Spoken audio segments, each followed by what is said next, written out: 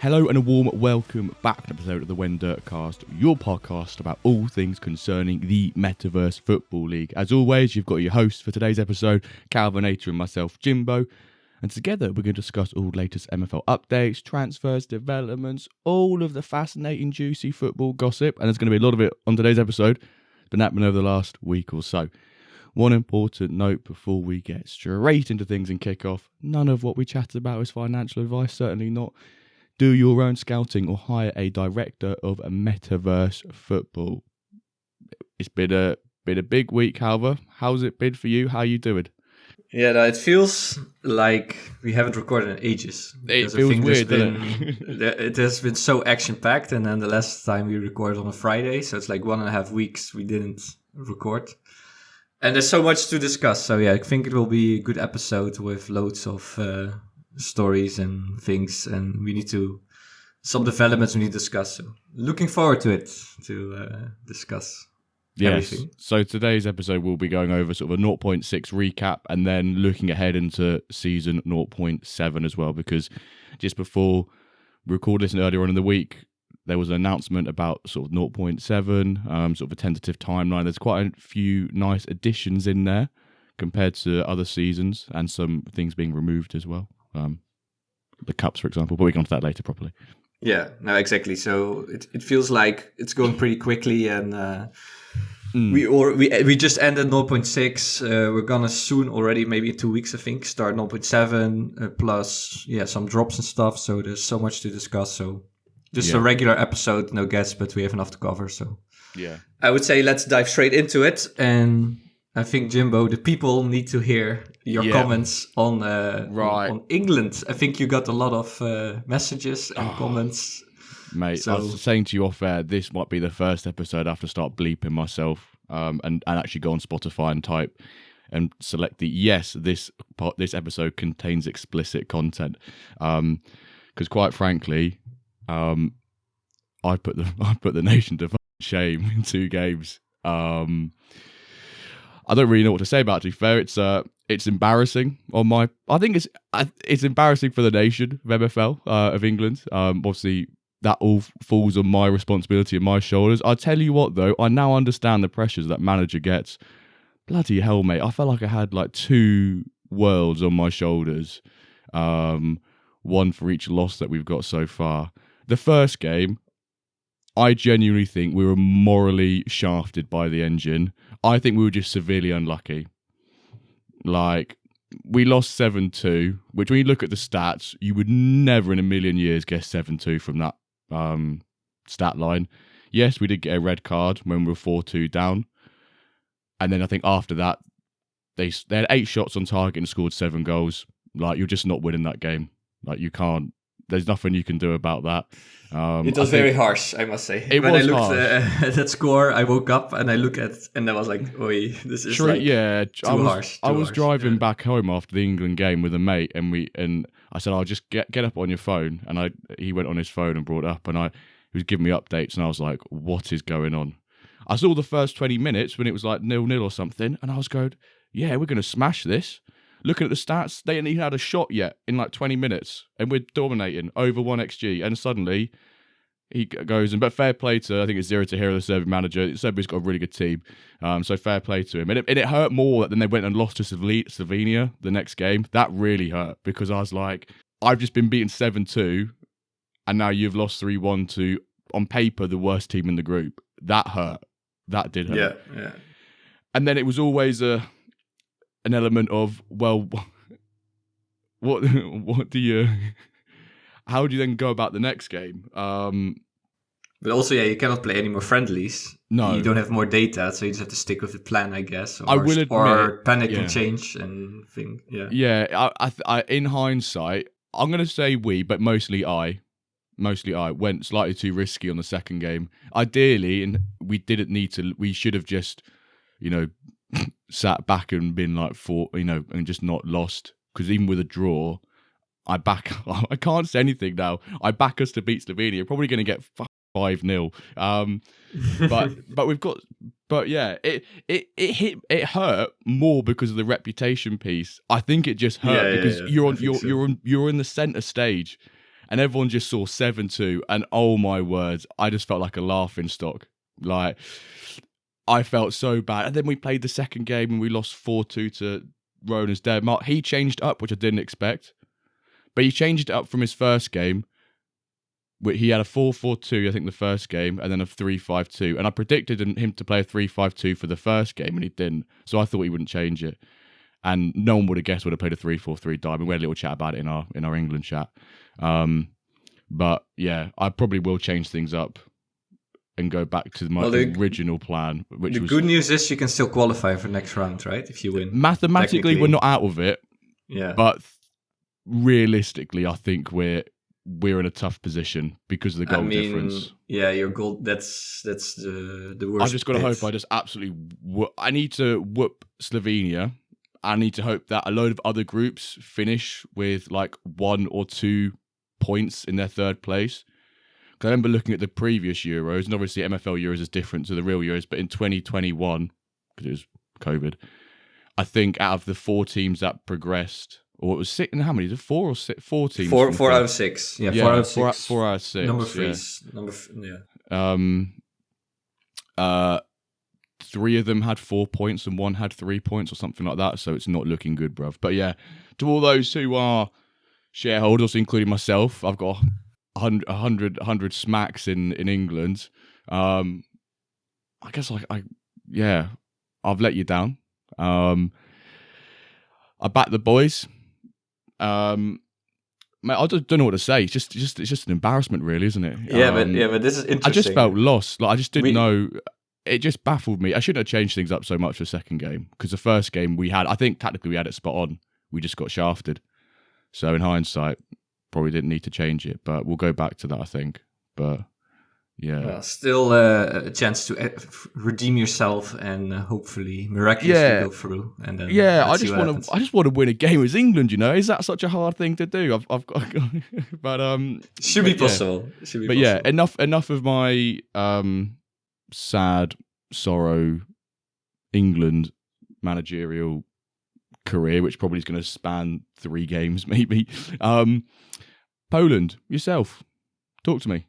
Yeah, no, we did much better. We won our first game and big game against the Dutch. The first, the Dutch, and in the second game, 1 point against Austria. I mean, we didn't play very well. They were pretty even games. But yeah, we have maybe that little bit luck that we still get some results out of it.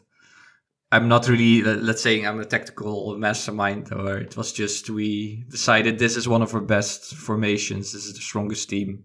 We played the games and we scored 4 points. And I think mathematically it's like almost certain we would go through to the next round. So that's great.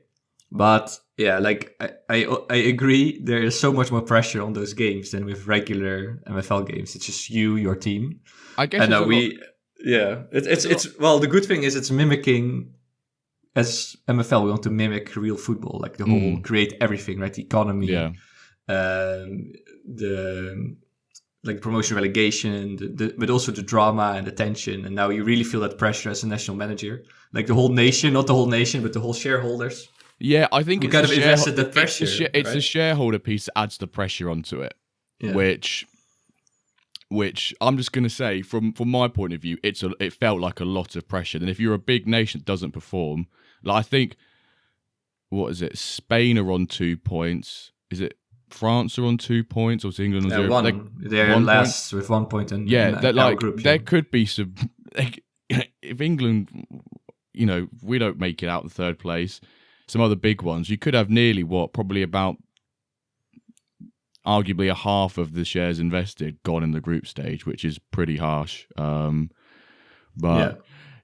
for those managers as well, life. it is life though. But it's fun at the end of the day. Like you can't get wound up too much about it. Like I think I took it quite to heart a bit. Yeah, it's more pressure, but also makes it more interesting, right? This whole dynamic and the tension and mimicking that real Euro 24.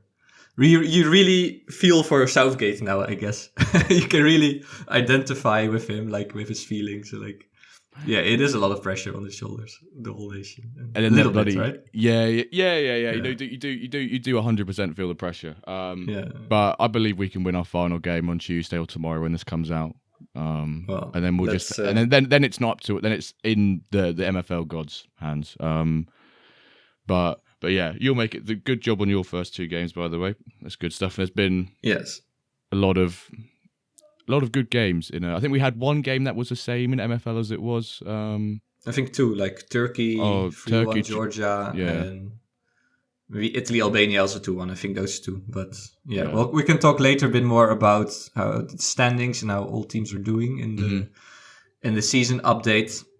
And let's move on to dev updates, and of course next week we'll know more. We can discuss how it ended up. Let's say with you in Group C. Yeah. Slovenia, maybe there's another miracle and you still win it. Let's see. But interesting times. Yeah. So let's talk about dev updates. Couple of interesting points, although no major announcements, but that's also all right. So contracts. So MFL, of course, they asked the community to share some feedback about contracts.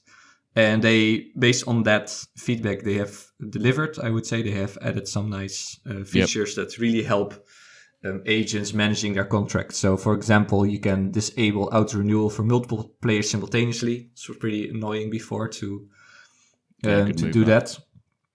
You can sign your own players even if you're set to reject all offers. So this was also a bit annoying that you would set them on accepting offers and you had like 50 offers. All that you already know he's going to play for your team. And you can filter the players on your HQ depending if they're loaned to one of your club or a club you don't own. So it's all a bit more convenient to manage contracts now. So that is great. Engine-wise, loads of things happening there too. So hopefully, I think for the next season we'll have a new engine. So the team is working hard on that. So Quentin has focused primarily on improving the balance, very important thing we keep talking about. Also, the team has reviewed how expected goals align with the engine's reality. Also an issue or discussed topic like what does XG really reflect what's happening.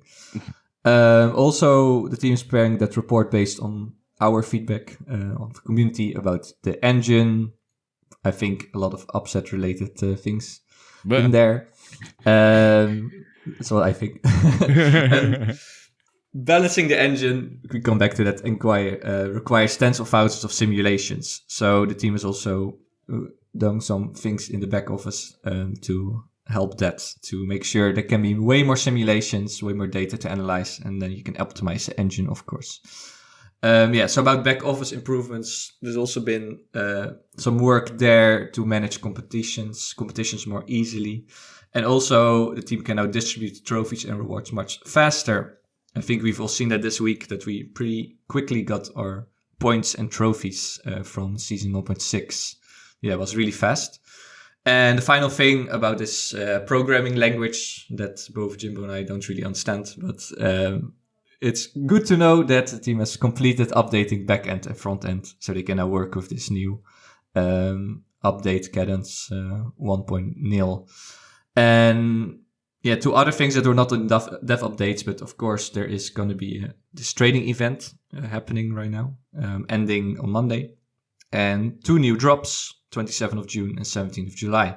So that's also some big news. Anything you would like to add to this, Jimbo? Can they run the England-Serbia game 10,000 times, please? I want to see if it's just really bad luck. Well, technically they can now. So technically they can now, yeah. Maybe they'll listen to you. What's going to happen? The contracts improvement stuff's really nice. That sort of just like set up that ideas board and everyone was just flying in with different suggestions. Because it's something that, got implemented 6-7 months ago, if not longer. And it's good to see that, it's now getting like a bit of an overhaul to it. So some of those improvements are really, really great. Interested to see what this report's going to come out like from the engine. Just because it's always nice to learn a bit more about it when you can, just to get an understanding of, also they're doing this investigation sounds like quite a big word for just like an engine update as such. But to get to know a little bit more about what's going on, what makes the engine what it is, and then their bit of analysis will be really interesting to see how that comes out. And some data-backed answers, let's say, to our questions. So that's rather really than good like sentiment, for example. Yeah, we talked about it, I think, last week or 2 weeks ago too. write about those upsets and your bias that you only remember the upsets and not the 10 regular results that you expected to happen. Yeah. So that's this is a bit more data backed. So good to see. If the data shows that it's pretty normal actually. Yeah. About the trading, are you gonna trade some players? Do you think it's worthwhile also trade someone? I think I did last time. I chucked a bunch of uncommons, commons that I didn't need anymore. Truth be told, I've not really gone through all my players. There's probably a few like low rated commons I might chuck in there just when we've done like streams and we've bought packs and you get a 47 rated player and you can't get rid of him, but he's like 27 and he's 49 rated goalkeeper and he's like 5'5". Well, yeah, just send him to the gods, get him away, sacrifice him. But I probably won't do too much. How about yourself? I don't think too much either. I also think with the Ice League and expanding, maybe there will also be more teams who need lower commons eventually. And they also kind of generate MFL, so maybe I'd like... Unless I might be tempted with like a rare or an uncommon that I'm not really fond of because they have, for example, low physical or it's super low pace and pretty old already. So I might be tempted to trade those in and hopefully pay a little bit extra MFL but get a better rare or better uncommon in return for that. So I might have a look at that tomorrow, like if it's worth doing that, and then with that MFL in the drop, maybe buy a pack and see if you can get an upgrade for that. So I might be tempted to do it. So a bit more like a quality trade than these 25 common quantity ones. I think that I might be tempted by that. So let's see what happens there. By the way, about your rewards, what did you do with that? Are you going to spend it or keep it or save it? I'll probably just keep it for a bit. Because I basically went to 0 with the last when they announced those player packs. I didn't get 10,000 with an iron and stone club with loans, so I've not got enough for an uncommon pack. But if I did, I would have opened one straight away. What about you? Have you done anything with yours? Well, I earned, I think 54k or something, and it's just enough for a rare player. So I did get a rare player. I didn't open it yet, but I want to maybe make some content. It's like, this is my season 0.6 reward, just one rare player, let's say, and then see, what I get, and then maybe you can make some clickbait YouTube video with like, this is what I earned playing one season of MFL, something like that. I'll do that tomorrow probably. So you'll see eventually what my reward is. But it's very nice to have this store now. So I got like 56k. I can go to the store, and buy a rare player for 52, I think, or 50. So that's a really good feeling that you can immediately spend the reward and you get at least one nice upgrade for my silver or gold team, which will help me again to get maybe better rewards next season. Yeah, it's a nice full loop from playing, earning, rewarding, and you can have that cycle where with now you can actually spend your rewards, which is nice. Yeah, that's really, really nice. So before with those MFL points, it was a bit less exciting, and now it's really exciting to have your balance to let's say refilled or and then go to the store. Yeah.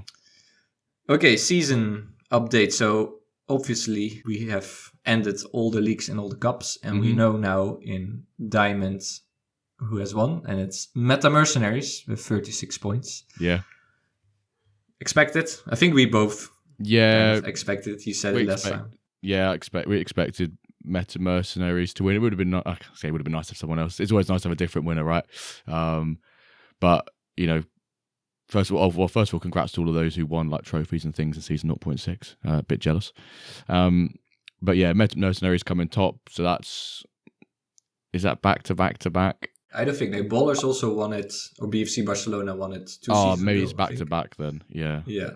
But for sure, I think they have 1 out of 6, 4 out of 6, or 5 out of 6. So they are really the Bayern Munich of MFL, let's say. Yeah.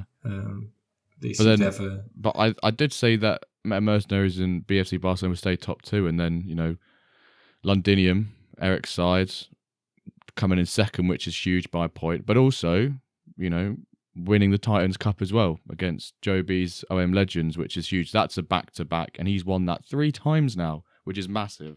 Yeah, no, it's really good season for Londinium too, to end second, plus that cup. So he's now, I would say, the second best team kind of in Diamond. They established themselves as a top 3 of the best teams. There's a clear top 3 in that Diamond, isn't there? Which is shown by the league standings. And then, like it has been for a couple of weeks now, and we've noted on here, the best of the rest, or that middle pack, is very close together. Let's Go Tango, Milano, your German hooligans, SV Berlin, OM Legends, Parque Bia Pereira. They're all, 2 points separating 5 spots, which is kind of crazy. So that's good, especially if you're 4th and then you're 8th and you've got 1 point in it. But I don't know how many points that, in terms of rewards, that separates. That can be quite nasty, depending if you're on the bottom. Yeah, it's quite a lot of MFL. Well, I'm really happy that Berlin ended 6th in the end. Yeah, it's really good at finish the season. I saw nice rising up. Yeah, really nice.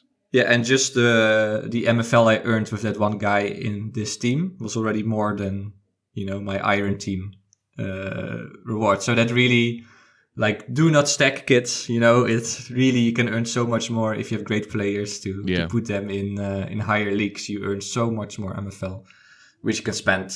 So, well, I don't know if that's financial advice, but this is really nice that you just have this one guy playing there and he already earns so much, I think 2K by himself. Yeah. So that's really a good feeling. Yeah, and Basil, I think that's the last team, 13 points. He's not joining that middle group, but it's clear top 3, then there's whole middle group and Basil. Yeah. So, but I think he said before he's also rebuilding a little bit, so hopefully in 0.7 he comes back. Yeah. Curious to see that. And I think we also need to talk, we just talked about Euro 24, but let's talk maybe about which countries did really well so far, have made won all their games. Take a look at the groups and which teams might be eliminated soon. So Germany, top favorites, managed by Sturge. They won both their games. Yeah, I think as expected. Yep. Portugal, also super strong side, topping Group F with 6 points. Croatia, they also proved to be a very strong side, although I think in terms of shares, they didn't have that much. But they have the best player of Ninčević. Yeah. Is that Spain is a bit disappointing, maybe 1 point? Yeah, Spain's disappointing. Obviously, 3 France, lines. Maybe. Yeah, 3 lines. Got the old England. Romania looking good. Managed by Brandon. So they're 2 wins out of 2, beating Belgium and Ukraine. The Belgium one was a 2-1 win. I think I've got a couple of shares in Romania. We had Brandon on the podcast, I think, then a week later, he said he was managing it. So I was like, I'll go and buy get some shares. Support for him. Yeah, that's good. Yeah. So with the 86th minute winner as well against Belgium yesterday, which is quite nice. And obviously yourself of Poland topping Group D. I'd probably say biggest surprise is probably I managed to F up England. Right, can we move on? Yeah, let's move on. We'll see next week who made it out of the groups. But yeah, really cool we have this and we can talk about it too. Okay, let's do marketplace update. Again, we had about 10 people joining MFL and getting active on the marketplace. So some shout outs to Vulgar, Fra, Pipia, Judaism, Plinio, Cat Bane, Mako, Nico 60, Kalaf, Fights, Barbastrel, Stevie, I think, Remico, Gas, and Bracobaldo. And my new user of the week, well, I'm a bit biased. I just put Jasper there, or Jasper in English, or Jasper in Dutch, but another Dutch guy who joined, and I had like a really long conversation with him in the Dutch chat, which we bring back to life. And yeah, we talked about loads of things MFL, so great to have a new active user joining us. About active managers, Fortress Agency for Blender, Big T, Malasia, Blood Royal, Ancient, and Make Think. They've been buying in bulk this week. Loads of commons have been added to their agencies. Uncommon and rare players, I saw a relatively new user called OK Yeah Sure. He bought 11 rares, but he only has a stone club. So if you're listening, OK Yeah Sure, maybe don't stack that stone club. Maybe loan them out. You could earn quite a lot of those 11 rares if you loan them out to some silver or gold teams. But let's see. But it's very interesting, pretty new. I think he joined 2 weeks ago and bought 11 rares this week. So massive. It's like a group splash, I would say. Yeah. Almost. And Matt Kell, he also pretty new, but also quite some rare players. Legendary one, Scotto, bought a new guy for 85 rated for 525. Crazy Cold bought an 85 rated for 650. In Kinshu had kind of a bargain because he bought an 85 for 399 USD. So 3 legendaries there. About clubs, Duff added another club in stone. So maybe he wants to compete with Make Think for most clubs. Ancient Wanderer bought Paris and Tokyo stone, so prime locations for 125 each. Scotto, Mirkos, Stingus, Pingus, Patini, Iron One. John Maholdem, Odense bronze for 199 USD. Niako, Toulouse silver for 350 and 408 sauce. Prague silver for 450. So the club floors are moving pretty fast. I think bronze is now 200, silver about 300, and gold like 400. So floors are moving. Yeah, floors are moving quick. Yeah, really, we had some discussion about the Ice Club, right? The price, 80, and after that announcement with the packs, I think stone immediately just went up because it's now worth more technically. Yeah, the second. And I guess a lot of people realize who joined like in the past 3 months with that big surge in numbers. I think they realize you can better get a higher club right now with those good players instead of stacking stone, maybe move up to iron, to bronze, to silver. And I think that's what you see happening and why the floors are moving. So trade and splash. So trade of the week happened 2 days ago on 21st between 99 and Obi-Wan. So 99 received Ferdinand Reitera and then an LA gold license, which is really, really nice. And then Obi-Wan received, I'm going to let you pronounce this, brother, because he's Polish he's my, and you can do it far better than I can. And you're his gaffer at the end of the day as well. Yeah, exactly. He plays, we moved him from CDM to CB. He's actually pretty good in CB. But one of the best Polish players moved, so he's called Dominik Mierzejewski. Yeah, Mierzejewski. That guy, Mierzejewski. 89 rated, so that was a nice, like, sort of legendary trade, and hopefully that sort of foreshadows and signifies for the transfer window coming up starting this week that we'll see more of these trades happening. But then onto our splash of the week. I've realised I can't pronounce that first name, but we will come to it though. So this is Kinshu, a man who it seems like every week now he's being mentioned in this marketplace piece for legendary purchases, and we had him for the manager piece a couple weeks ago. You already mentioned he already purchased a legendary player, an 85 rated for 399, but he went one better. Well, actually two better, really. This is an 87 rated player for $899. Right back, right mid from Romania, age 20, Laurențiu Pasca. Let's call him Pasca. Pasca. We'll call him Pasca. Pasca. I really want to say Pasta, but Pasca. So he brought him from Profound Soda, we're FC Cincinnati. Really nice looking player. Really nice, well-rounded stats for a right back as well. 84 pace, 88 passing, 83 dribbling, 88 defense, 86 physical, 49 shot. But you don't really care about that on a right back, right? Well, it's nice to have, but it's not an imperative.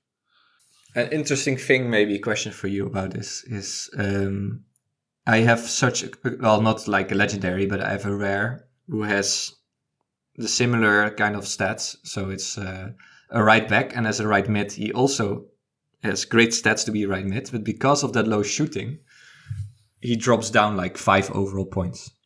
So it looks like he's bad. Yeah. And the other manager looks at that lineup and says, oh, wow, his right mid is so weak.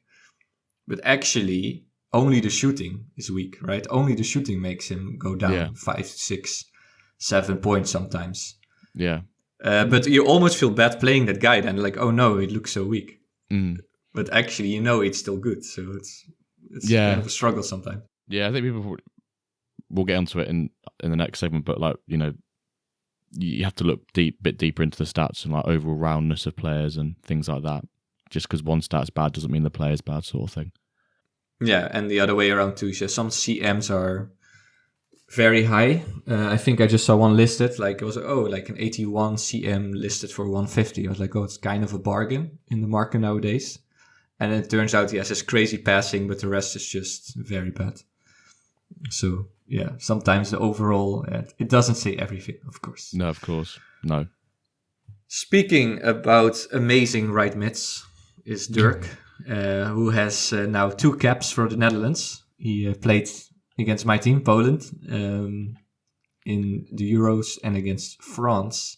Yep. So they lost 1-1. Surprisingly, he got a better rating for the loss. He got an 8 for the match. So I think defensively, he might be doing a pretty good job. Well, I think so, because for a right mid, he has very high defense also. And then 7.4 against France. No assists, no goals.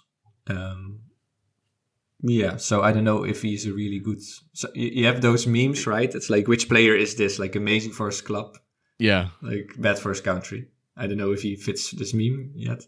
He could do. So. He is quite memeable. Is our little Dirk man. But yeah, his overall rating for the European Championship, I guess, isn't that bad. But and I guess the European Championship gets included within season 0.6 stats. So once those games are over, we'll be able to, I think so, yeah, see if he has progressed in terms of his overall rating of the season, compared to last. Because that's what we want to see. We want to see him getting better each season. Yeah, maybe we should do next week more deep Dirk dive. I call this deep Dirk, deep Dirk dive. Deep Dirk dive. To look into his 0.6 stats because he's still busy with his international duties. We'll get Dirk on the podcast. Yeah, see if we can get him on soon. Soon. Soon. So 0.6 almost ended. Apart from the big tournament at the end of the season. So we're gonna recap it a little bit. And look forward to 0.7 because we got these big announcements with the timeline. There's been some changes. Of course, we have Ice League, Ice Division has been added to it. So I think there's enough to comment on and talk about. So let's talk first about 0.6 as it ended. So about our experiences this season, results, performances, tactical choices, maybe some main takeaways or lessons. So... we already know, I don't think it was one of your best seasons, right, of Wensum? No, I finished third with them in the end. I finished third with the Wyverns, and then with my Espartails came fourth. So actually wasn't a horrendous season. We were 7 points off the top with the Wyverns, and then I think with my other team we were quite far off it. 11 points. But I think I said quite a while ago that I always have quite bad starts this season recently, and then I progressively get better and sort of get strong towards the end. Like, you could argue that is because of things like fatigue and other managers not being active towards the end of season. So naturally, if you're a more active manager, you have an advantage there.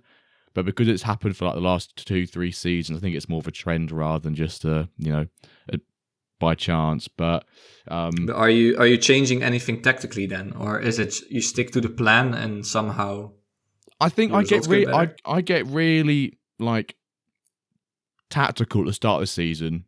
Things don't work. I'm literally just gonna maybe change a couple things each game if I need to. But most of the time I just have two lineups that I rotate between for rotations and fatigue, etc. And they have the same. They don't have the same tactics, and I always basically keep the same tactics. I used to dive quite into, like setting up tactics to expose weaknesses or to mold around my opposition.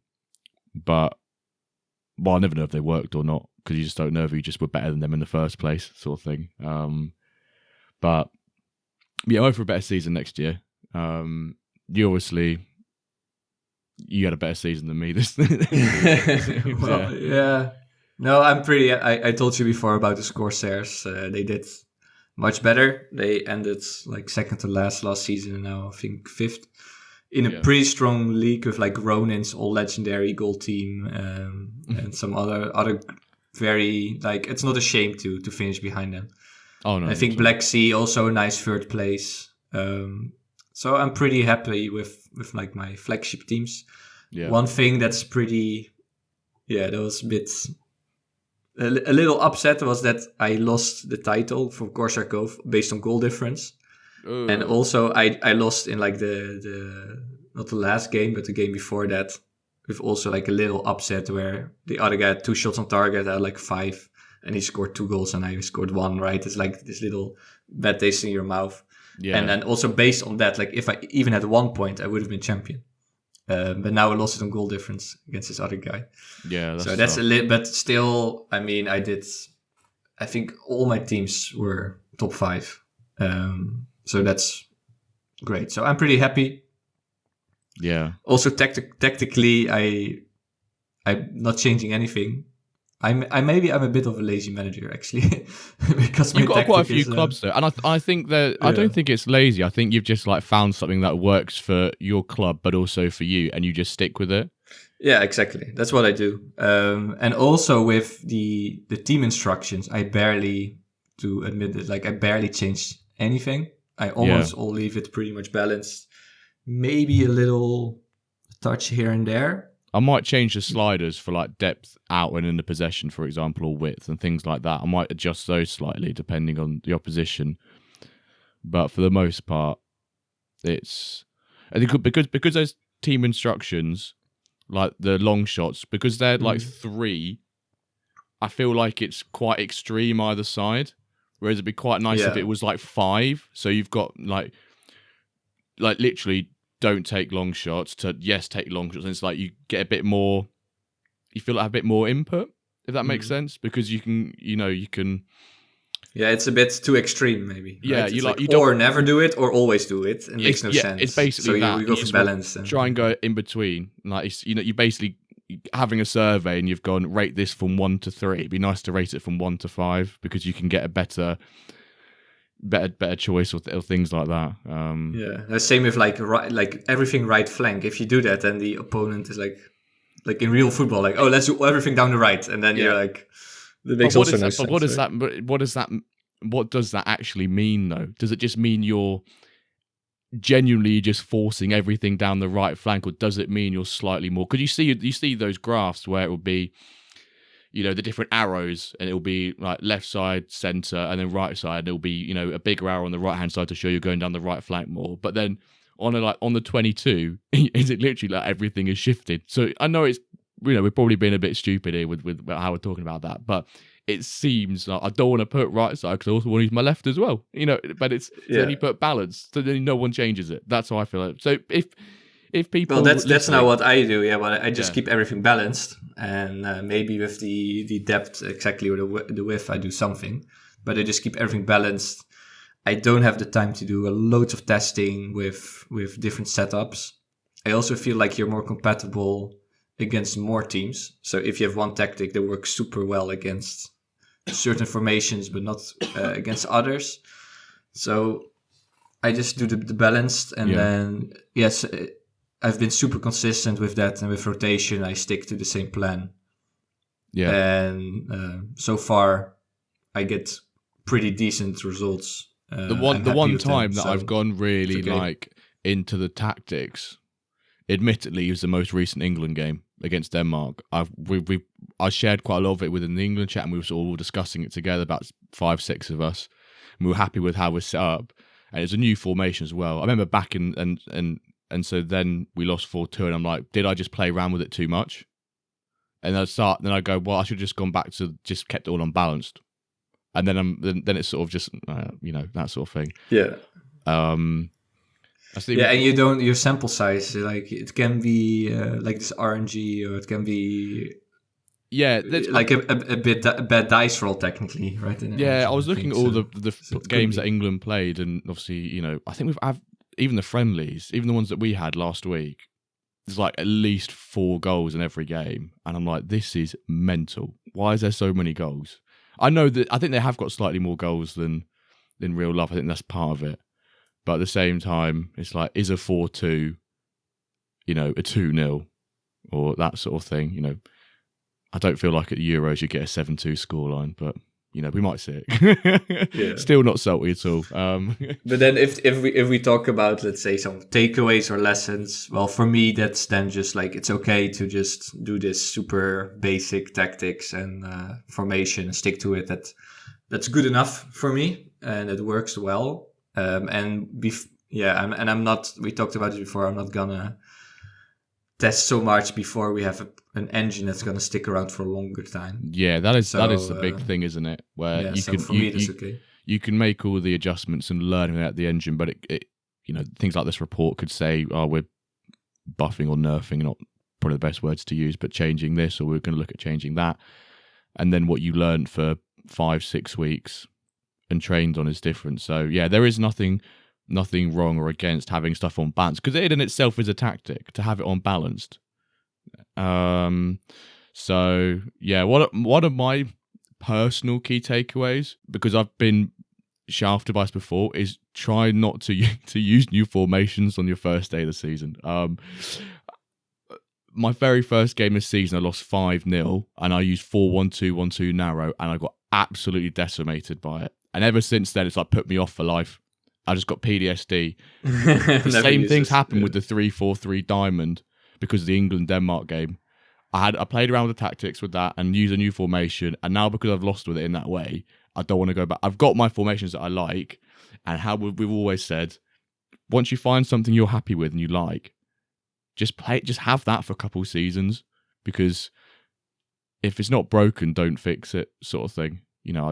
That's why I usually set up a 4-3-1-2 with my second club, and then we'll go 3-5-2 in the cups. Same my Wyverns, 3-5-2 in the cup, and then 3-5-2 in both cup and league. Actually, I have like 2-3 formations. Don't change stuff a lot, because you won't get anywhere. You may get points and you may get results, but do you understand how you've got there? Probably not, because I don't. Maybe that's just me. Maybe that's why I should have been England manager. Maybe this is where we're all coming out now. We figured out that I should not have been England manager. No, people, your shareholders are also listening. They're like, yeah, that's how he functions. But so I completely went against my own ethos in the Euros, so where I just didn't. I was like, I shouldn't. In hindsight, I don't think I really should have changed it for the second game, but I did, and then it didn't work. I'm sort of like, why did you go against what you've done for 6 seasons? Like, it's. Hindsight's a wonderful thing, though, isn't it? Hindsight's a wonderful thing. Definitely, yes. Yes. Okay, so this is a bit like our recap 0.6. I also want to highlight a couple of milestones, and we can maybe say, or you can say what you think was the best one or the biggest one. So in 0.6, we've seen most teams, most clubs ever compete. Yeah, I think we had like 1,000 in the cup, maybe, right? So over 1,000 in the cup, yeah. Yeah, so that's really a nice milestone. Of course, first international tournament, nations for the first time. That's a big one. Penalty shootouts, no like crazy long matches anymore. So 120 minutes extra time, penalty shootouts, and 10 clubs in diamonds. So that's really nice that the top tiers are getting bigger, filling up, and more competition there. Yeah. What do you think is the biggest one? Did I miss one that you think is a big milestone? To be fair, mate, there's so much that happens in terms of milestone achievements. It can be quite hard to capture everything. So I apologise if we have missed something that was huge. We do try and capture everything, but there is so much to go through each week, which is great, of course. For me, I always want to see like big numbers when it comes to teams in MFL, because that is ultimately the underlying stat that shows growth within the game. So having the most teams ever was great to see. It was really, really great. Coincides obviously the stone packs being sold out, and just the amount of growth, I guess even before season 0.6, just before it started, has been insane. So to have the most teams ever, and I'll be a bit cheeky. I'll go 2 as well. I'll go the 10 clubs in Diamond. We've had it. I think we've had it before. And we didn't have it for a couple of seasons. Now we come back to it. And as well as the clubs or most teams being one of the fundamental stats for how well the game is doing, the top league, the Diamond League, the one that we highlight every week, Dirk plays in. Where all the big hitters, MFL Wales, the big sporting directors of the MFL pyramid. We want to see that being as competitive as possible with the most teams in it. So having 10 clubs back in Diamond again was fantastic, and it showed because there's another great season. Yeah, I would say one of the best so far, with way more matches in competition. But yeah, I agree. I think just having way more clubs competing is really nice to see. Yeah. And yeah, with ice, I think theoretically there's like 2,800 clubs who could compete eventually in the future. Yeah, that's like the max, I think now, the limit. We had like about 700 before Stone, and then Stone took it to 15 something, and then 1,500 something, and then double that. Maybe about 3,000 odd then, something like that. Yeah, like about 3,000. So that's our new goal, but that would be really amazing to have so many almost definitely clubs. Yeah, more talk about Ice Division now, because we're gonna talk about 0.7, and Ice Division the Ice clubs are gonna compete for the first time ever in 0.7. Yep. So that's already something to look forward to. And Matt also announced quite some changes, I would say, to how tournaments were done previously. So let's talk about some new competition changes you can expect. So, for example, there's no more preseason tournaments. That is gone. Yeah, that's but instead, gone. Instead, we have 2 redemption cups, and those are for clubs who have missed registration periods, so they still have some competitive metaverse football. Yeah. And that's for new users who join, but then they cannot play straight away. So it shortens the time they can start competing and playing competitive matches. Yeah. So what do you think about that? Does that change? I think it's great. I think the preseason tournament, it's sad it's gone. It served us well for 6 seasons. Is it been around the whole time? Yeah, 6. Was it? Yeah. Okay. This is where. I think. This is where. I think 6. Okay, let's say 6. It's sad to see it going, but it was great. Although it was like reduced rewards or whatever, and it was just like a testing bit, and often things might change beforehand or whatever, and you didn't get a trophy for it, but you still win and things like that. But the redemption cups are huge. I think they're really, really great. How many times have we seen new users come in, especially after the deadline, and then you just can't get involved in terms of playing aspects?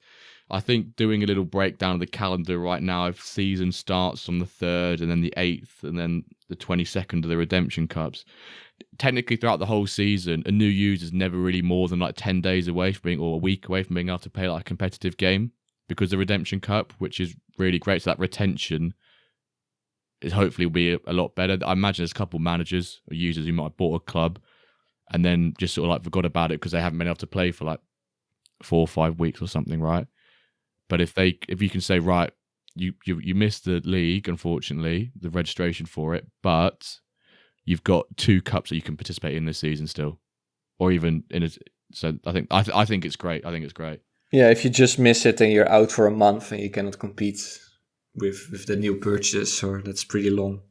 So it's very good to have those redemption cups in there, and also about preseason tournaments. Maybe I think they want to add more custom tournaments, right? That you can start hosting your own cups and stuff. So you could easily organize your own preseason tournament, or we can do a When Dirk tournament, or there can be, I don't know, some Diamond League managers setting up their own kind of Diamond preseason one.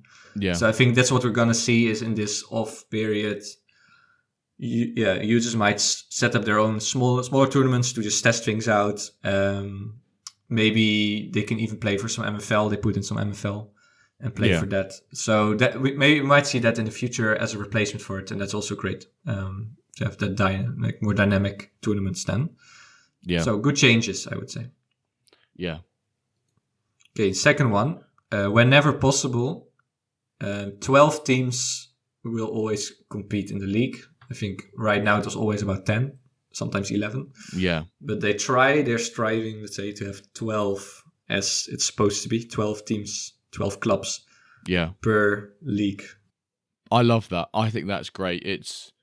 It's more games. It's probably then lengthens out the season by a couple of days as well, makes it slightly longer. There's more games being involved.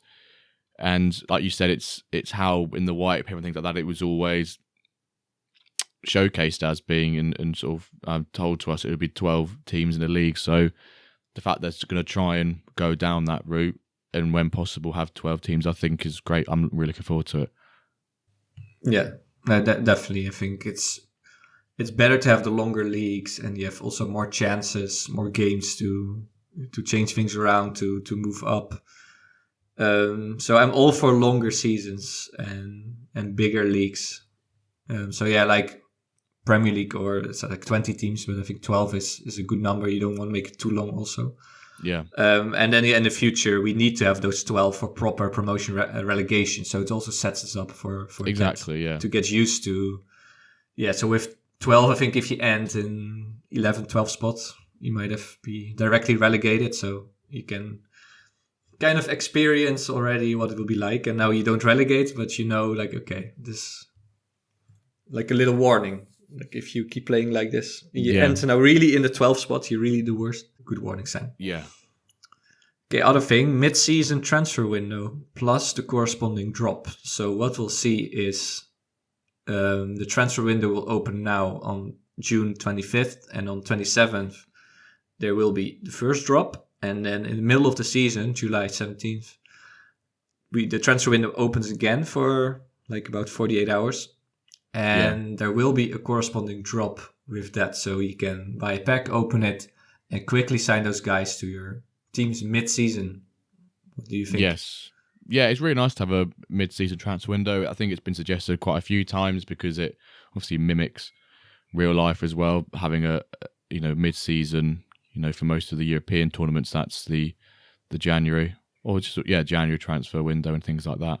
Obviously, just one thing to note: you can only sign up to 3 players, so you can't just fully rotate out your squad and bring in who you want. You've got to be a bit mindful with it. So you need a bit of extra players in there. Like you said, you can either get them from the pack drop happening on the 27th and the 17th, or you go to the marketplace, you pick someone up or trade or whatever. So the option now that you can change your squad a little bit during the season at a particular point is really nice. So you're not got to sort of regret, oh, I should have had this player, or now I've got him in a pack just afterwards and I want to use him. You can use players that you get from packs much sooner, I think which is great. People were pretty frustrated with that before, like they had a very nice pool and then you cannot use it straight away. We might also see some interesting dynamics. Like I can imagine you have, let's say, 3 iron clubs. One is doing very well, and maybe you just want to get that trophy over the finish line, and he sends your 3 best players from another club to that one club. So it will be interesting to see, like if this is also going to happen. I expect some managers might do it, or if you have 2 gold clubs and you can give that one gold club like a final push or like a little quality injection for that like final push to the title. Yeah. So you might see that happening. I don't know what's that going to be like, but cool to see. And it mimics real life, real football seasons with the winter transfer window, of course. So I think it's a great development. And it's good to have that limit, because otherwise you could indeed just have a new squad. You could technically send your whole gold club to your iron club to get that title over like if you really care about trophies. Yeah. So it's good to limit it to 3, to not have those massive changes within leagues of whole teams being replaced. And then the final thing, it's not totally related to 0.7, but I want to talk about it because it might be there for 0.8, and it also relates to these changes to season setups.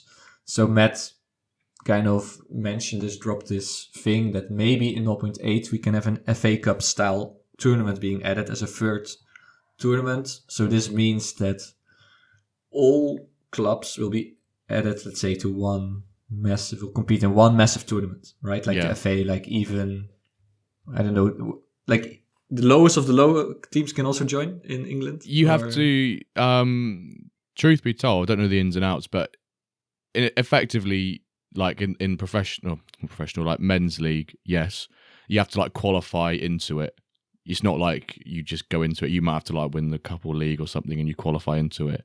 But for the most part, basically near enough any team in England, which is why it's will so enter great. the tournament. Yeah. Which I think would be really cool to have an MFL. And you just have, and for those wondering, would it literally be one tournament for every team? No. It follows the same structure as the FA Cup. During each round, more teams or the better teams get added into it. So it's not going to be Man City versus, let's just pick some random village in somewhere who's somehow got to like 4 rounds in.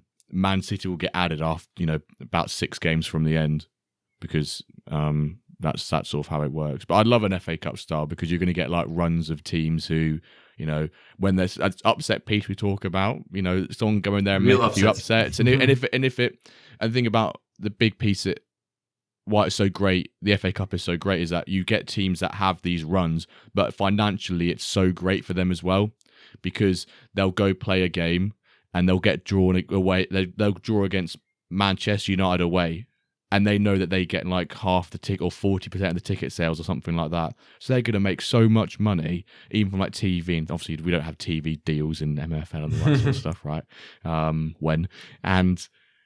But it could be that you could use an Iron or Ice Club, even Stone, whatever. You could make a really good run in the Cup and play some big teams and play Meta Mercenaries or so. And then you get like a nice payout from it, which could be nice. And that could be really beneficial for you. But yeah, I'm super excited if that happens in the future seasons.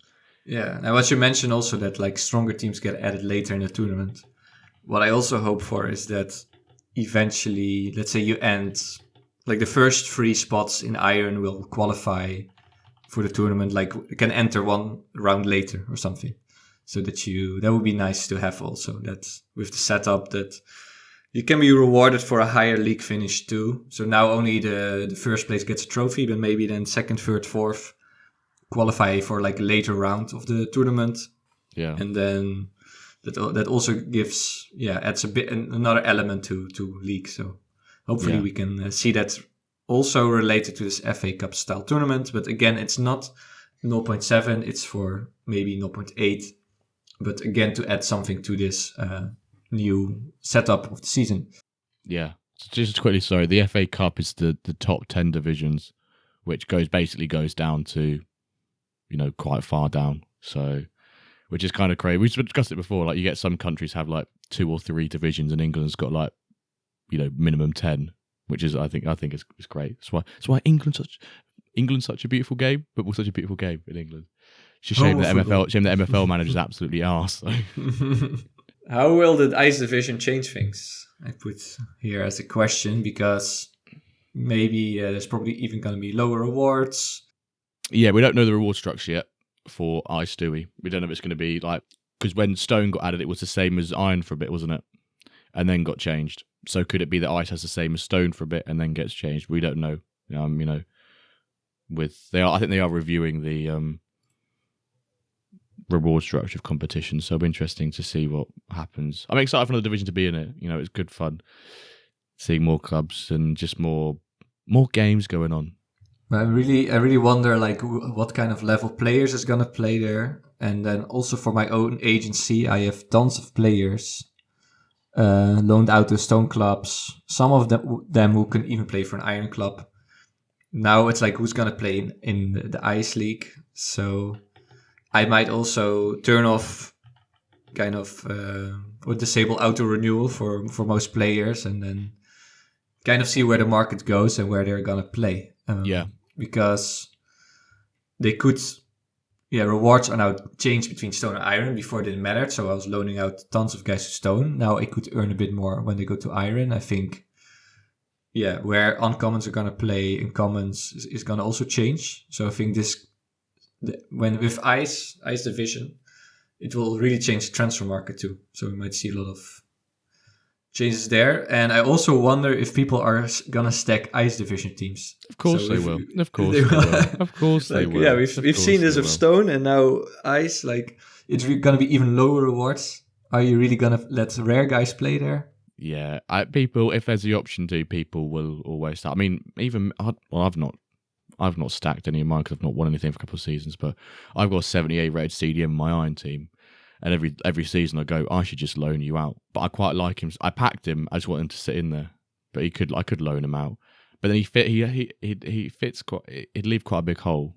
I don't know if I've got the facilities, big man, to replace him. I'm just lazy. I don't want to get rid of him. But yeah, people will stack him. Yes, people will stack, but I think so. For my agency, which is quite big, it's gonna change things. I'm gonna reconsider percentages and also what I'm gonna charge for ice and which guys I'm gonna make available for ice on auto accept. So before, if you said any division, it meant stone. Now any division is gonna mean ice. Also good to realize this for most people. So if you've got your guys now on any division, it's gonna mean ice managers are gonna be able to sign them on auto accept, and your rewards are gonna get lower. So Yeah, maybe a little heads up there. So yeah, I think this is gonna be kind of a little game changer for contracts and the averages of each division. Final point I wrote is about engine changes. How big will the impact be? So I think we should get a new engine, right, from 0.7. We don't really know what's going to be like. We can only speculate. yeah. Well, yeah. Obviously, we had the dev updates each week, and they've been saying quite a lot that Quinton's been primarily moving on the engine's balance. You also got the report coming out as well. This report, it sounds like some big political report. Yeah. It's going to get gets dropped, and it you that sort of thing. Everyone reads it, but yeah, I don't really know what to expect. It's an open-ended question. I don't think it really has an answer to it. You just sort of, you don't know until you try it. We don't know until exactly. We don't really know, but I guess what we just said before, when in doubt, just balance and I think that is and stick to our your biggest plan. piece of advice. Just have a plan, stick to it. Don't change things up. Don't change things up. And I think in the end, and what always should be the case is if you really have more quality on the pitch, you should usually win. I think. Yeah. That's also what happens. Like, for example, with my gold league with Ronin's team, Keto Gold Feathers, they are really good. They have only legendaries. Yeah, like even with a bit weird tactics, they should just come out on top because they have such a good squad. Yeah. Like if you just have so much more quality on the pitch, like you're gonna mostly win. And I think that's okay. Yeah, makes sense. Yeah, I think you've got to change your expectations a little bit with regards to you can't expect to always win every game, even if you're the strongest club. You're going to have results that don't go your way. That's life. That's MFL. That's the engine. That's real life. So don't get too hooked up or attached to, if you have a loss, don't take it too hard. You've only got 24 hours for the next game. Just go again. Note to self. Yeah, note to self. Yes, I think is there more to preview? You think about 0.7? I've seen expectations. Any predictions? Any things? Ooh, predictions. I'm still waiting for a player trophy. By the way, I've still not got a player trophy yet. I was. Let me hang on. I thought I was going to get my first player trophy with a goalkeeper. Yeah. And I saw that it was my second club, Espartails. My goalkeeper, Bobadilla, what a name by the way. He was second with 6.9 something, and then first was also like 0.02 above. And then in my last game, my keeper dropped a 8.5 rating, and I went, surely, ref, surely I've got this. Then realised that the team who I was battling for the player trophy was the guy who ended up coming second in the league. Stacked squad. I was like, no, I'm done for. I can't win that. And he beat me by 0.02. I got 6.91, he got 6.93, and I lost it. I was That's painful. So angry. I'm still waiting for my first player trophy. That was one of my 2024 goals, resolutions, and I'm still yet to do that. Is your prediction that you're going to get one? Or no, my prediction is that I will never get one. That is my prediction. My prediction is that Wyverns don't win a trophy, but my second club does. I think that's probably what happens. I love my Wyverns and I love my second club, but because the second club's in stone, there's like a lot more variance in it, and I quite like that. I'm playing people who've got stacked teams, and I'm just like riding with commons, and it's quite nice because you sort of feel like an underdog each game. It's very based on your the draw of the teams, let's say, in like in your league. By the way, about the trophies, so I have a huge collection of goalies, so maybe that's a little life hack. Because I loaned so many goalies out, I got like 3 or 4 stone golden gloves. Because I just have such a huge spread of goalies, like eventually one is going to get it. That'll be a quiz question one day. How many goalkeeper player trophies has Calva got? Yeah, I think I really got like 3 or 4 from just 0.6, and I didn't even know they were in the race. It was just, I just have so many goalies loaned out to places that it went all over the place. So that's great. What are your expectations then? What are you hoping for? Well, just any one some trophy. I think I've had now 2 seasons without a trophy, so I need and losing the league on goal difference was just tough. Yeah, that's a tough one. Too tough. So I think I should. I think you just want to be competitive, really. You just want to always be within a chance of. I always like finishing like top 3. I want to say like podium finish is always nice, especially in your club's history. Then you get a little like bronze trophy where it says 3rd. If it says 4th, it looks a bit naff, but you get 3rd. It's a little bronze trophy. But I've just said, just before we do wrap things up, which new features do we hope to see in future seasons? Hear me out, MFL team. If you're listening, Yaks, I know you probably got this far. Final day of the season, make all the games for each like league at the same time. Make it all at the same time. I think do it. So that's how it's done I don't know how it's done in Poland and Netherlands, but in England, it's the same. Well, Netherlands is the same. In the Prem anyway, it's all at the same time. And even like the Euros going on now, all those kicks off. The last group stage games are kicking off at the same time. So I think that will be really great because then those little tensions of promotion relegation in when it happens, or even with titles now, having it all at the same time will just be like, oh, how's that game going on? But it's almost like, oh, I can't win the league because that game's already played. And I feel like, I think that could be really fun. And hopefully, I would think that could be an afternoon for you, Yaks, maybe. Yaks bomb. Yaks bomb. Yeah. Request. Yeah. Final games of the season, all at the same time. Good plan, yeah. Okay, I think that's a good... my only other good suggestion. Feature request. And stop nerfing England. No, I'm joking. Well, we have some hashtag material, I think, before we end this episode. Oh, mate, don't get me started on... like editing last week's podcast after a 7-2 defeat when I was going mental, everyone was saying Calva out, and I was like, how the tides have turned. That was the most depressing edit of my life. And because I watched the video back and everything, it's just me. I was like, oh no, mate, I cannot do this. This episode's hashtag, to prove you've been listening this far. Last week was Calva out because in the last week's episode, we played a few friendlies and England beat Poland in a best of 3, and I was getting really happy. Shouts coming home, all this sort of stuff, and then everyone knows what happens in the first game of England and even the second game. So we're going to go with hashtag karma because I think it's quite an appropriate word to use for how I was acting, and then was immediately beaten quite heavily and drastically and violently by the MFL engine. I was beaten and put to the floor, and then there was no remorse and no mercy, and I was just continuously beaten as England manager. So yes, today's hashtag will be hashtag karma. So if I see a hashtag Jimbo out, you are straight up getting banned, or not banned, temporarily blocked from the MFL. No, imagine that. Just going on a ban rampage because everyone's put Jimbo out. No, it's good banter. But yes, Season 0.6 has ended. Congrats to all of you who won trophies, etc. Obviously, we've still got the European Championship tournament going on.